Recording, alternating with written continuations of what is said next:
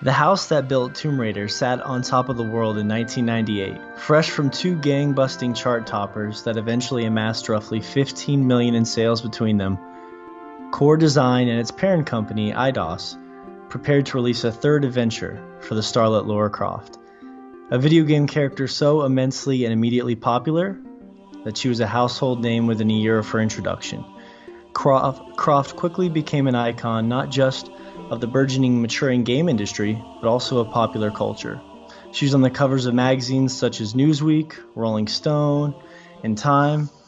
And Tomb Raider developer Core Design appeared to be untouchable, with Lara in tow. And it was thanks to the franchise's immense success that publisher Eidos had just been named the fastest-growing company in the world. By the end of 2003, though, however, the year of the disastrous, hellishly developed sixth Tomb Raider game, Angel of Darkness, that they were the laughingstocks of the entertainment world. So how, in just the space of a few years, could a games development studio go from untouchable, at the top of the world, to bleeding out in the gutter? Where did it all go wrong for Core Design? That's my question for you, Josh. Where did it all go wrong for Core Design? That is a tough one. I think a lot of it was the hype. And when you go back and look at those first few games, they are fairly punishing, not fast-paced, action-y games. They're really more of a niche title that became super popular, and I don't know, couldn't live up to what people thought it should be. Yeah.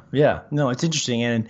And by the way, this is Josh. He is joining us from the Chomp crew. We are a two-person crew today for this sort of special episode. I'm not sure what we're going to be calling it yet. I've been kind of playing with some ideas, but it's more right now. It's just a passion project. So I thank you for joining me today in this Tomb Raider endeavor, Josh. Mm-hmm. Josh has been, as our listeners don't know this, but Josh has been kind enough to go back, and you've just been cramming Tomb Raider games for the past couple weeks, at least a couple hours of each of them, just to be able to talk about them. So, yeah, how has that been? Just playing all sorts of Tomb Raider games for the past couple. It's been funny. Kind of a mixed bag, depending on how well they've been ported. Unfortunately, the last two were either extremely buggy to begin with, or so horribly ported that I got stuck within the first couple rooms in both of them, which was sad. Very sad. Well, and I wanted your perspective today, too, because I think it'd be a lot of fun, because obviously this is a passion project for me as a kid that grew up with Tomb Raider, and the whole story was really interesting to me. So instead of wasting a lot of time on one of our regular podcasts, I thought this would be a fun experiment. But you are someone that played it a little bit as a kid, but you don't have a strong affinity for the series, right? Yeah, I only played it in passing. I could have friends who had the game, so I'd play a little bit here and there. But I wasn't a PlayStation kid back when it came out. I got saved up my money for years and eventually bought myself an N64, and that was all I could afford for the longest time. So didn't get around to playing a lot of PS1 games until years later. Yeah. And just couldn't go back and play all of them. Well, and I think it's going to be a fun perspective to have for this particular podcast, because if some people are checking this out, more than likely they're Tomb Raider fans, have been since they were a kid, or maybe they've just come into it at whatever point in their life, so they're invested in it like myself. But I think it's important to have opinions from people like you, who come from the other side of the fence, in sort of a fun way to kind of show both of those views, especially because there's some really interesting things that have happened in that series over time. And you're someone I know that's really in tune to, most importantly, how fun it is to play the game, and are they making this game accessible for me to? Is it too frustrating? Is it going to annoy me? Is it worth my time? Kind of a thing. So that is a great perspective to have on Tomb Raider, because it's a very unique game, to say the least. Yeah. So what I want to do here, I'm going to be so I want to cite the main article that I took for this, Josh, just for fun. So it was an older article from Opposable Thumbs. Written by Richard Moss, so I think it's fair to at least give him credence for this, because this article, when I came across it, inspired this whole idea for this podcast. And as we kind of go through it, I'll have some stopping points, or if you see something that's interesting, you want to just jump in, go for it, just interrupt me, feel free to. For our listeners, I'm going to try and read some of these things to talk about with you. But I'll try my best to not just sound like I'm just reading from a book like we talked about before the podcast. So, but there's some interesting stuff in here. It's an interesting franchise, and we both played all of the games just about in the series, if not all of them. So we're going to have some spots to actually talk about, give our own opinions on the games, which I think will be a fun break in the story. And then I got a couple like fun quick hitters at the very end. And we're also going to have some little musical interludes to give people a taste of the music throughout the series, because I think that'd be a cool thing. Because some people actually feel like Tomb Raider has good music, Josh. There are people out there. Maybe we'll convince you. Maybe you'll go back and listen to this podcast and you'll hear all the music and you'll be like, you know what? It wasn't so bad. It was all right. Okay, so I'm trying to think. A good place to start here, I think, would be like sort of the beginning of the people and sort of the vibe when they were creating the first Tomb Raider. So a couple of things that I found in this article that I was taking. A lot of things, if you hear me say Rummery, Gavin Rummery was like one of the main programmers at Core Design for quite a while. So some of these excerpts are taken from him. Like, for example, this one, they were asking him about sort of the vibe in the early days of Tomb Raider, like at the very beginning, like where this came from. And he said the atmosphere in the studio seemed more akin to a collective bedroom of coders than a professional company with offices. And the building that they worked in only added to that feeling. I've heard it described as a mansion, said Rummery. It was a big Victorian house, and it had been converted into offices. It was really higgly-piggly inside. I don't know what the fuck that higgly-piggly, what the fuck that means. All the teams were in small little rooms, so we couldn't have fit in more than 6 people in our Tomb Raider room. So Core Design had like this mansion where everyone was working out of, and there was like a Tomb Raider room at first, because they sectioned off all the different games that they were working on. And one cool thing is I read that the mansion was actually, the place they worked in actually inspired the original mansion from the Tomb Raider games. They actually play in, which is kind of cool. They didn't bother with design. You're going to love this, Josh. They didn't bother with design documents or any real planning, notes Nathan McCree. So Nathan McCree is one of my heroes in this whole thing. He was the composer and the sound designer at Core from 1993 to 97. He made all that Tomb Raider music that I love. He literally said, everyone just chucked stuff in the game as fast as they could and somehow made it all work.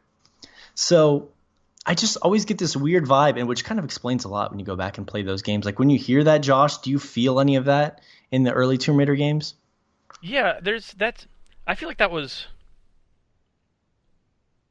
a lot more common back then, was to have big companies, or quote-unquote big companies, that were really kind of, running out of a bedroom. I remember I saw an interview with Tim Schafer talking about when he used to work at LucasArts Games. And for the longest time there, they actually were out at the Skywalker Ranch because they just decided to start making games and stuck them out there with all the movie makers.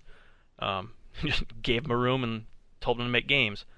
I remember that, yeah. Yeah, it just... I feel like there were less rules that were... Maybe not less rules, but we didn't know what the rules were yet at that point, which led to a lot of really unique games at that point.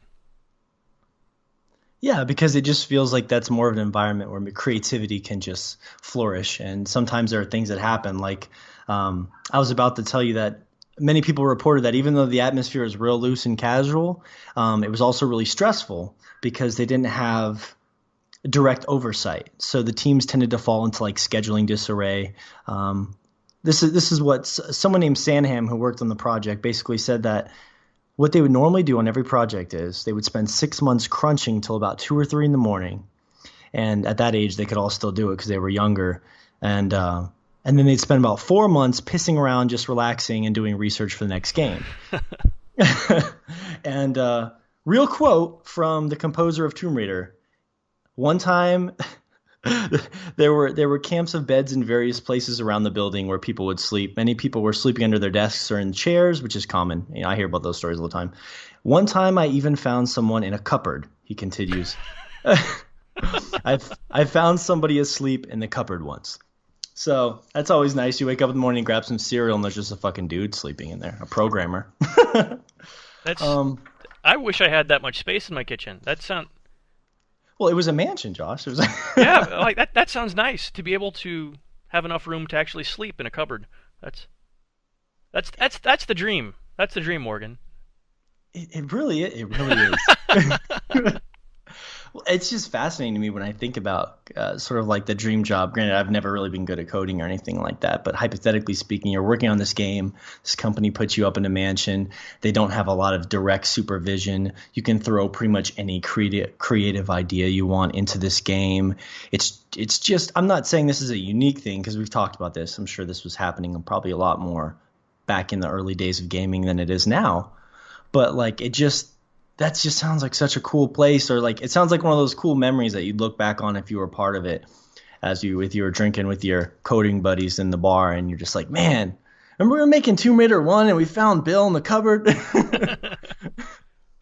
So that stuff just kind of makes me laugh, but there's some more to it, and we'll kind of get into that in the first Tomb Raider game because it explains a lot of the creativity there. I was trying to see if there's anything else here that caught my attention with that. Because so I had this part written out. It said the approach didn't scale well during Core's rapid late 90s and early 2000 expansion. So the bigger teams needed more structure and hierarchy because the communication became less efficient as the numbers go up. So as they start becoming more popular, that sort of thing doesn't work anymore. And they just weren't happy about how the growth was being managed. There's all sorts of quotes of people saying that the teams just got too big too fast. But this is kind of more of a happy thing that we kind of actually weirdly enough just mentioned on, because I was talking about Nathan McCree, who was the composer. He said he remembers like fondly that there was sort of like a familial atmosphere that extended to the early years of Tomb Raider that kind of kept them all together, with like 25 to 30 of them going out like on their Thursday night pub crawls. But as the studio ballooned in numbers, the outsiders shifted the balance. So they were hiring groups of people at a time as it was becoming more popular. 3 or 4 or 5 people would come in from another company, and they would be tasked to do something, and they would form their own little pocket. So there would be like cliques and stuff like that, like the people who've been there longer, the new people.